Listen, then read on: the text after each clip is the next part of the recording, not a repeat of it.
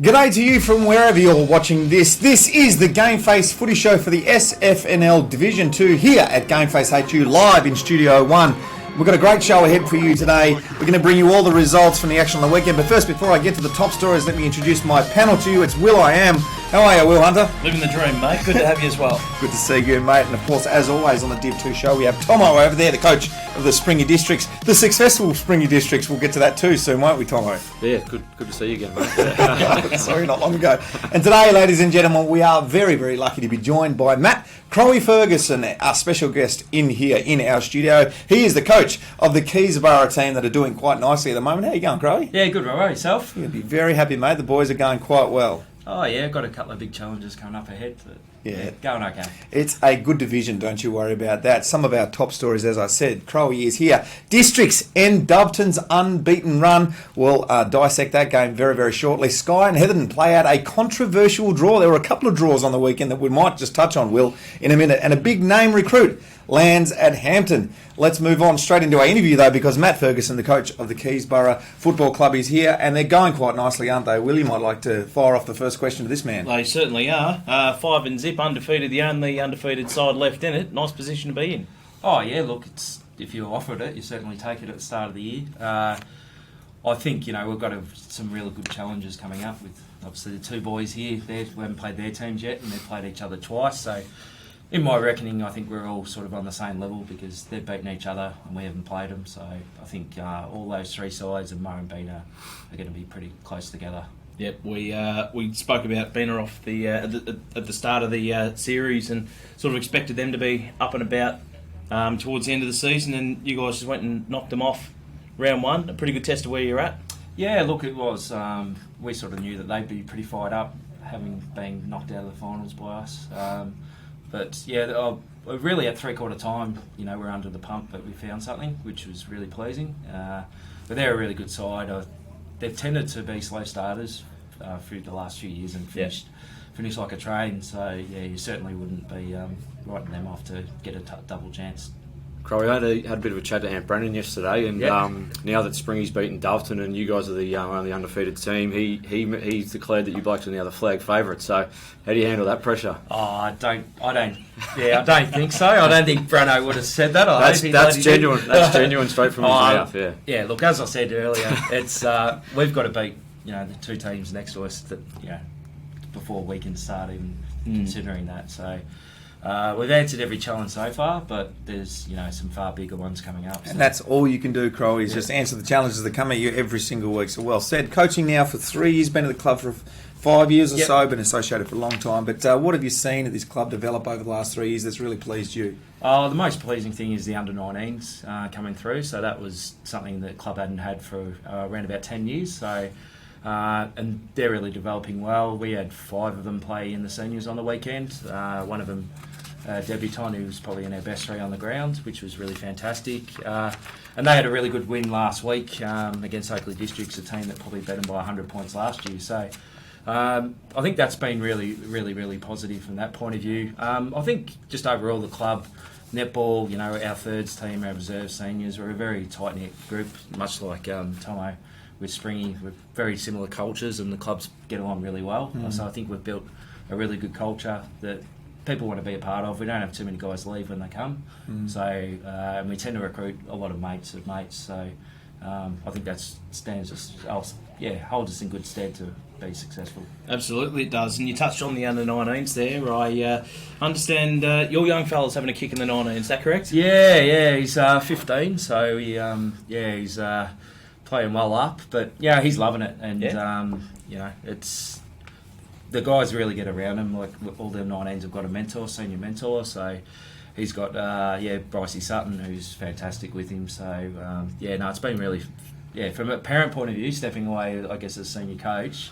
It's been awesome to see the way they treat the boys. One of the biggest challenges in football, mate, is I coach my son's under 9s on the weekend, and my son tore it up. He had a great game. He would have had in 12-minute quarters, 12-minute quarters, about 30 possessions. I don't know where he got that from, not from me.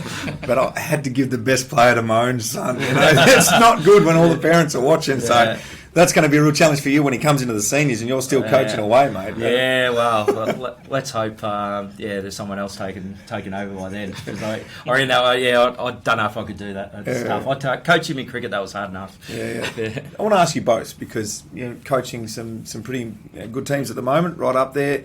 What's more pleasing? Is it getting a win, or is it developing one of these under-19s that come through and play senior football and actually starts to play really well, and you see that confidence rise in them, and you know you've had some part to play? I get you both to answer that question. Look, you'd love to have both, to be honest. I think it's really rewarding to see young kids improving. And I guess from my point of view, and I'm sure with Tomo as well, with Batey and Box Hill, at that stage, to see Rhett come from where he is and to be on, training at Collingwood VFL every week, once a week, and on their rookie list, that's where you get a lot of satisfaction out of, to see guys striving, and it'd be nothing better to have 2 or 3 other guys to get an VFL opportunity. That would be fantastic. Obviously the wins are great, but I think at the end of it, if you've done something to improve a footballer and you look back at his career, footy career, and say, I had a bit of an input into that. That's pretty rewarding.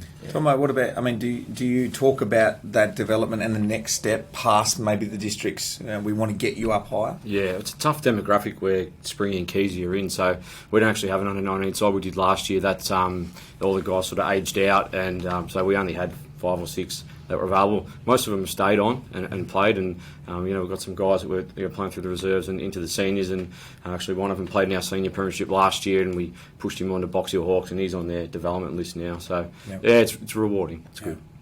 You got some big forwards down there that have been pretty dominant over the last few years. They're still going quite nicely at the moment. What's been the big improvement though across your team? Has it been that forward line just staying strong, or is the mids, the backs that come on? I think we're a more rounded team. At this stage, I mean, we've still got a lot to go, but I think defensively we've picked up Anthony Brannan, which he's been remarkable down there, and Dylan Webb as a key defender as well. So they've really solidified our defence.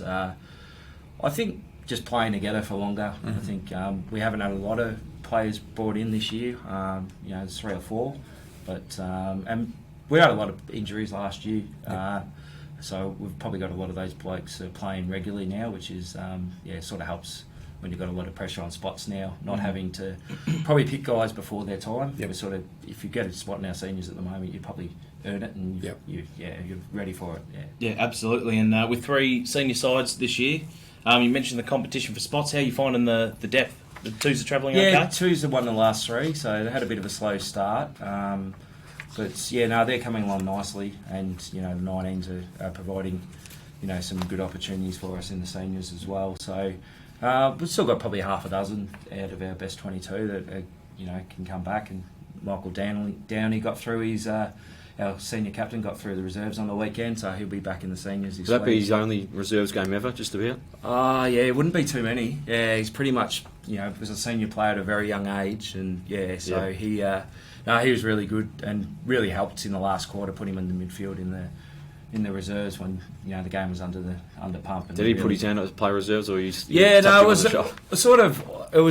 really left it up to him. I think he's earned that right to make the decision. He sort of felt like maybe if we were struggling a little bit, he might have felt the need to come in. But I think it was more the confidence of just getting through a game and sort of not, if he got injured, you don't want to get injured anywhere, but he'd sort of feel a bit, he was letting the team down if it did. Yeah, if he did. So, but he got through really confidently, and he's fit as, his fitness is just amazing. He's one of the fittest players at our club. It was just a matter of getting the confidence in the shoulder, which hopefully the weekend gave him. Yep.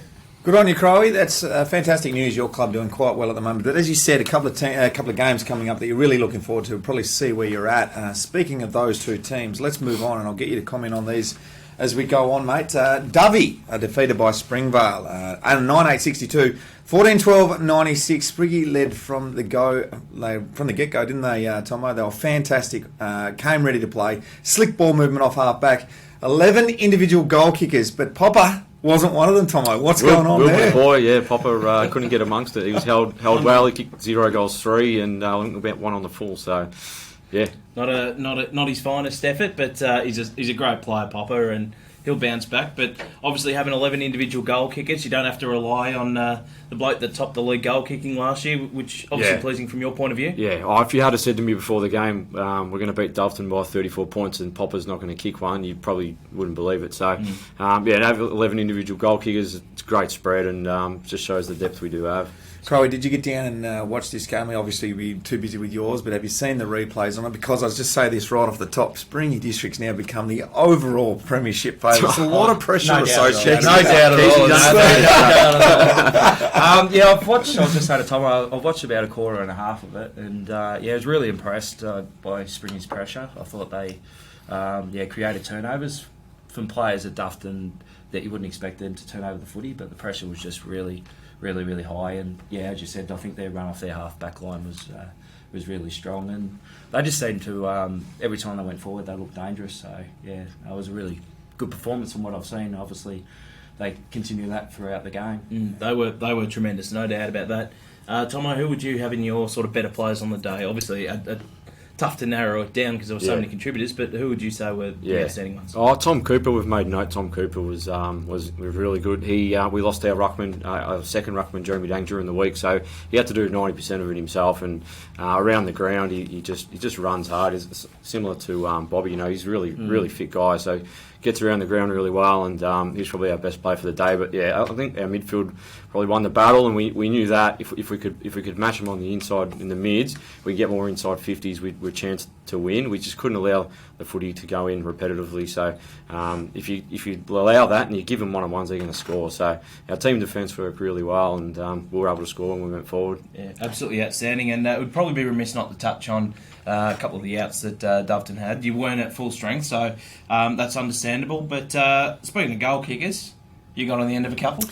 I did, and look, Tomo's right. There probably wasn't a lot of looks at it for our forward line. Piva obviously only scored one, I think. So he didn't get a lot of one-on-ones, which we'd love to see. And when he does get a one-on-one, he's just rarely beaten. You put it to the right side of him. So that pressure coming into the forward line was right there by the District's boys, which is, if you can base your game on that, you'd be going a long way to winning most games.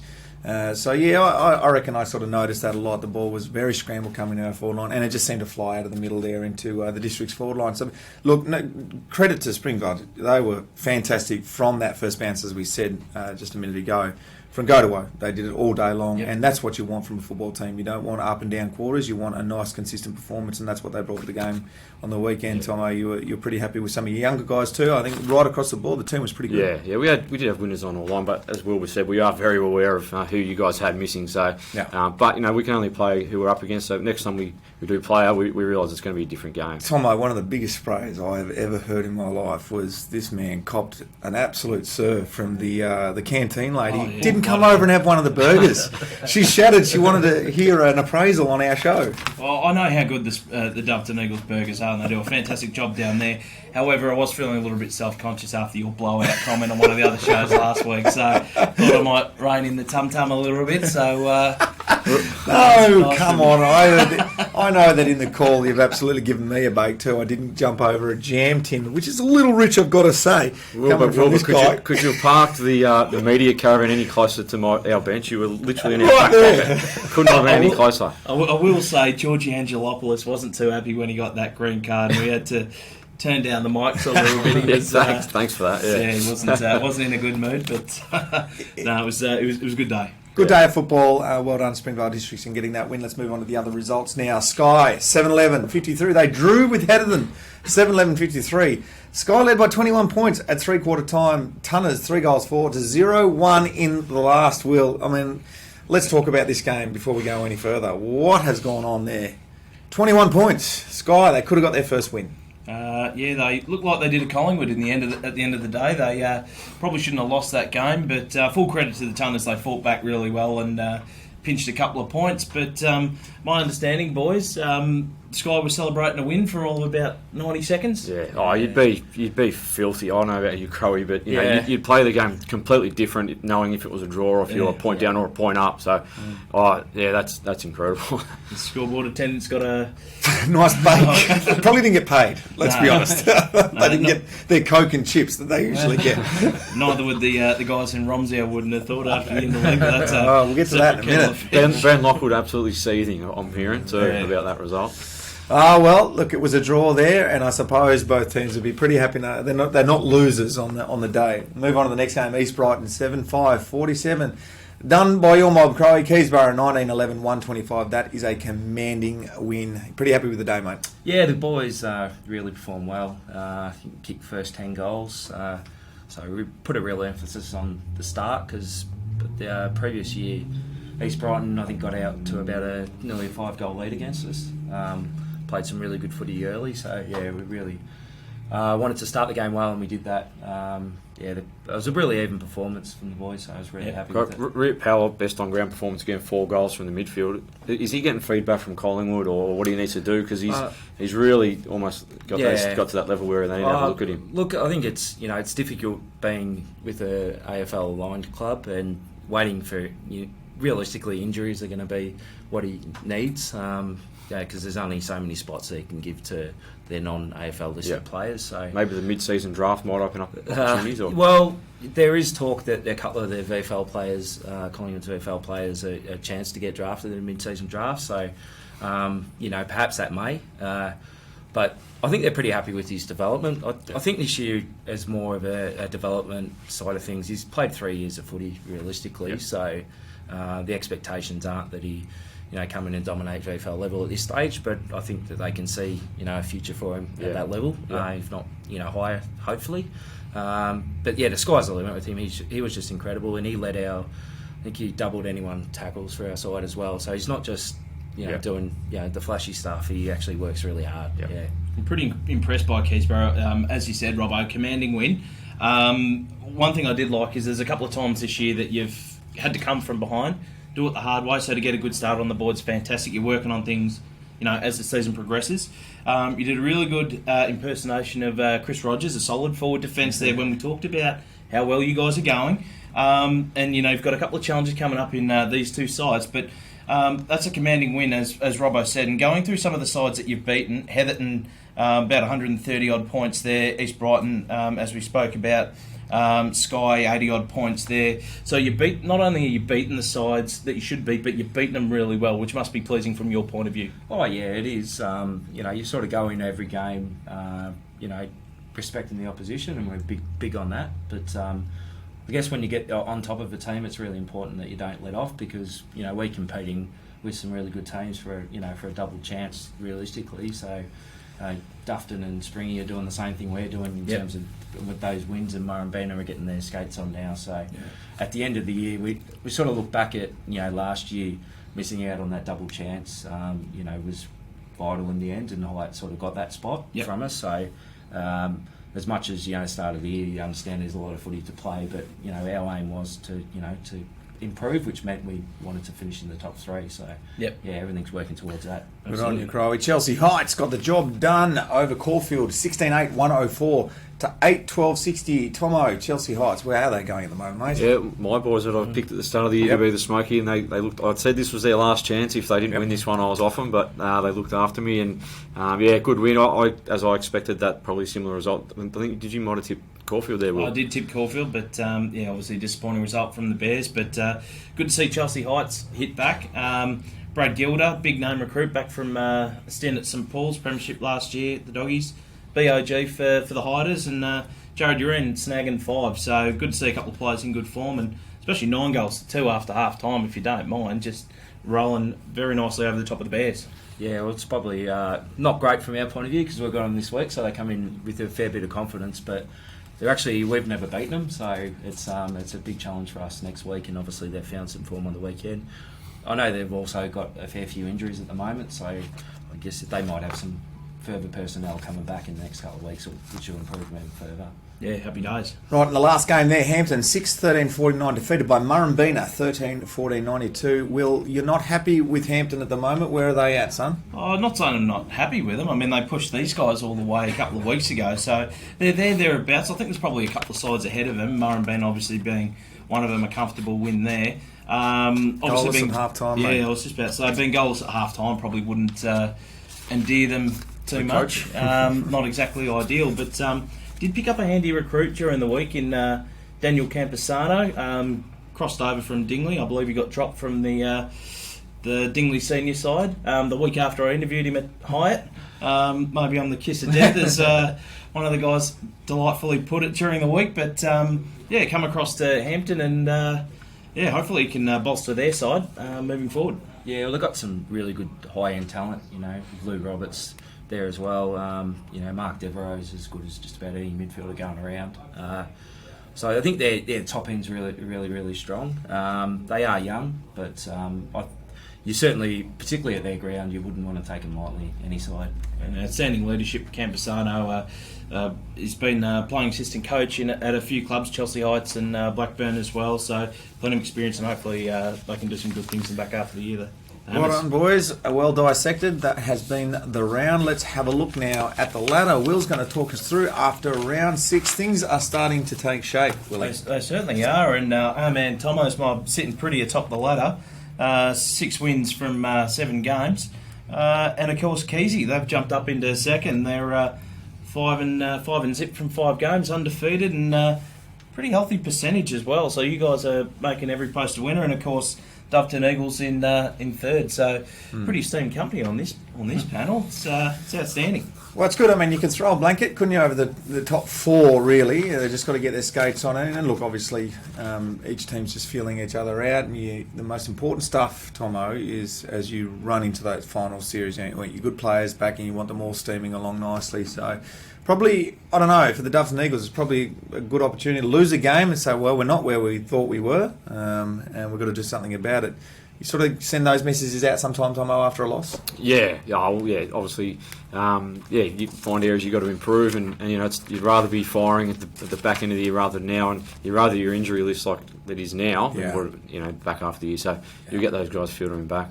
Absolutely. Now, Team of the Week, something that all the boys in Division 2 want to be in. They tune into GameFace, especially on the app too. They download the app out of the Google App Store and iTunes there, and they just want to see whether they're in the Team of the Week, Crowy.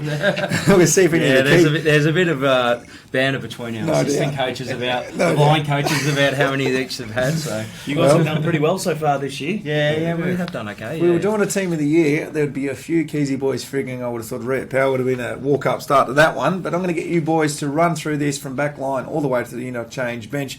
Tomo and Will, go for it.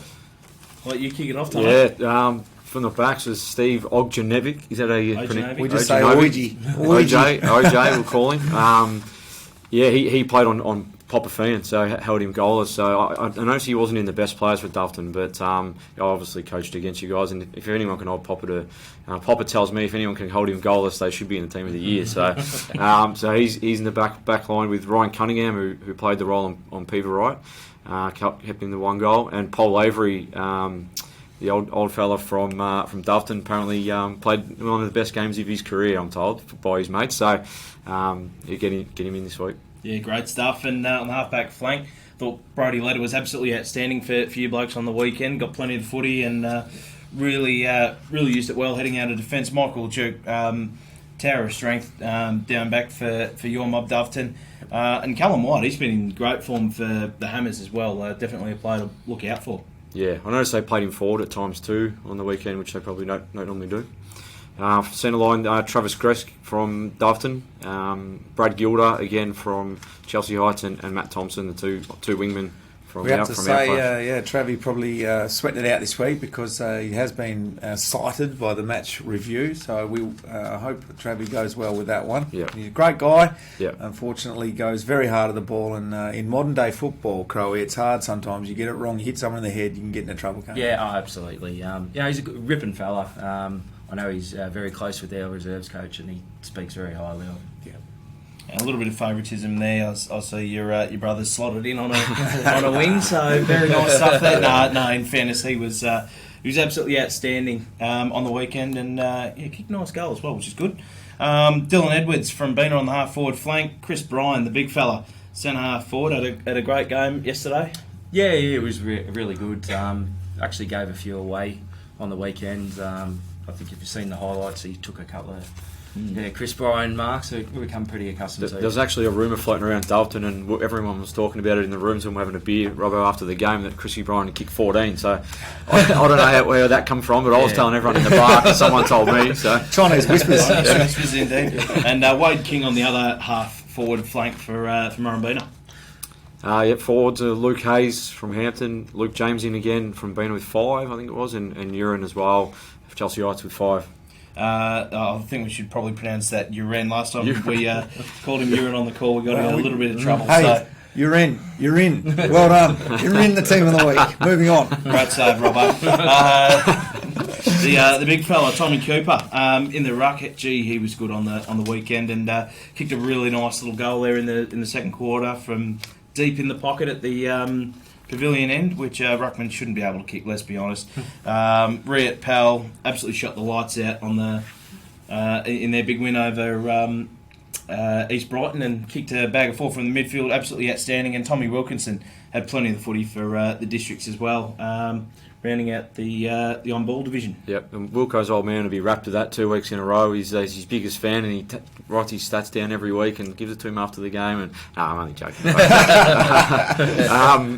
Interchange Bryce Sutton, who's just about a permanent fixture. He's having a great year, Crowe. Yeah, look, he's taken his game to another level. You know, he's in the league ruckman, but his fitness level for a ruckman is just incredible. Yeah. Mark Jamison, we played against you guys, played up on the wing. Yeah, him and Timmy Werner, it was a really good battle, actually. But they sort of probably played pretty wide of each other. But I think Jamo had 23 to half time, so yeah, he sort of probably got the better of Berner. Yep. Matt Acox, what can you tell us about him, Wilbur?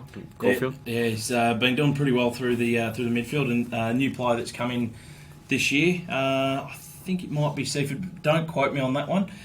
Really good addition to a midfield that's probably lost a couple of its stars in the off-season, so he slotted in really nicely.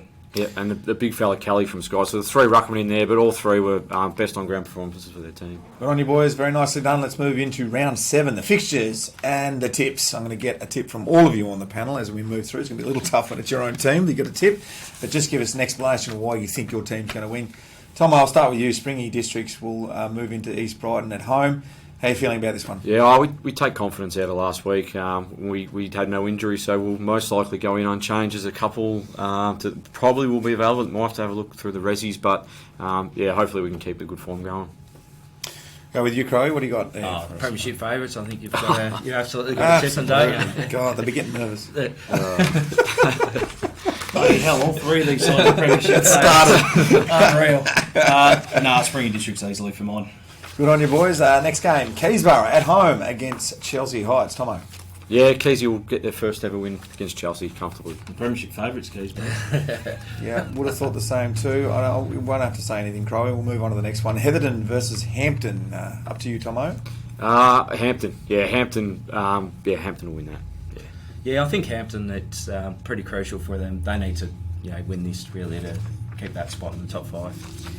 Yeah, interestingly, there's 4 sides on 2 wins, and chasing that last spot in the 5, plenty riding on it. It's not a game that Hampton want to drop, so I think they'll come out firing and get the job done. The next game could be interesting. Sky might be just a little bit full of confidence. Yeah, I think they will be. I think they'll run Caulfield very close, but I think only because it's at home, I think Caulfield by under 2 goals. Yep.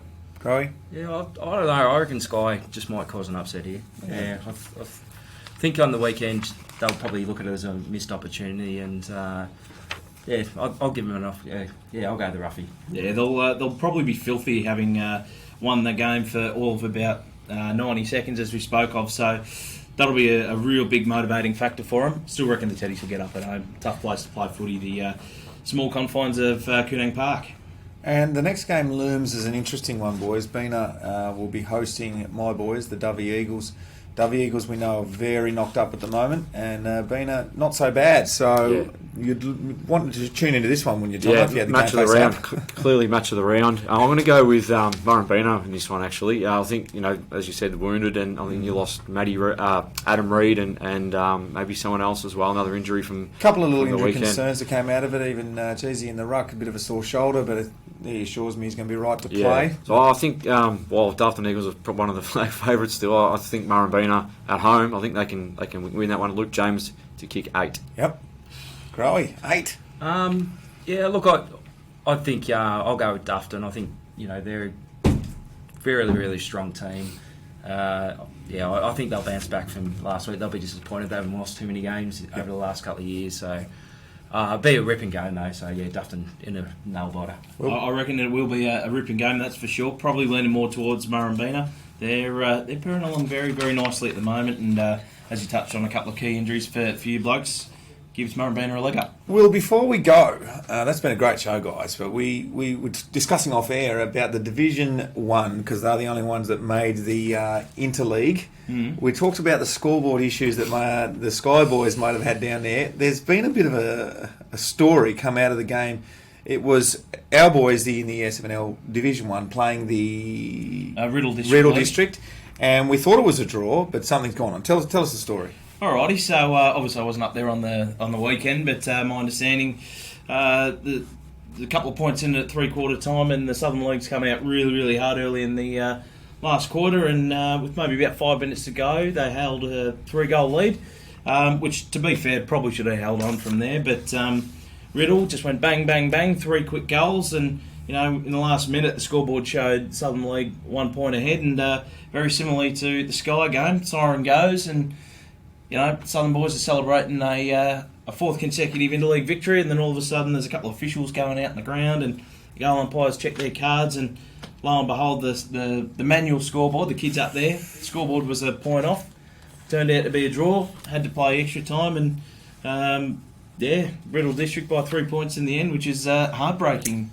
Oh my God, I think what's going on in the schools these days? Are they teaching maths correctly? What's going on, Tomo? You'd be shattered, would you? Yeah, as a you coach? would be. It's harder to hold on to leads with that 6-6-6. So if you're not winning centre clearances, you're vulnerable in one-on-ones down there. So to be fair to Lockers and the guys in the league, it is harder to hold on to leads. And when they thought they were a point up, they would have shut up shop and took them into a draw. And you boys knowing what you know about Lockers, he's not a wild man at all. He would have taken that well. He'd be Fine with it.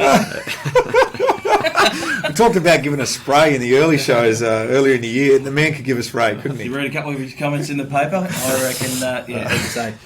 To be fair though, with kids in the scoreboard, whose idea was it to give 6 points for a goal and give us only 5 fingers on each hand? Yeah. that's a God issue, I think. Did you just think that then, or did you make that up, or use that probably before? heard that That one works in mysterious ways, to be honest. Well, there's been obviously the league has gone out and said there's going to be a review of all scoreboard, an audit of all scoreboard attendees over the next coming weeks. Just make sure that never happens again. No, of course not. That's been a ripping show. Thanks very much, guys, for joining us on. I've got to thank you, Crowy. Best luck to your Keezy boys over the next few weeks. Not too much luck over the next few weeks, but obviously doing some nice things. You'll be very happy at the moment. It shows in your face. Your boys are kicking ass. Keep going. No, thanks for having me. And as always, I've had Tomo over there. Well done on the weekend, mate, and best of luck to you and your team. Keep cruising top of that ladder. It's so much pressure on the top of the ladder, isn't it, Crowley? Oh, it is. If only we knew what it was like. Good on you, Will. Thanks for joining me, mate. Mate, my pleasure. We'll see you next week as we bring you all the action from what was it, round 7 coming up on the SFNL Division 2 show. Bye.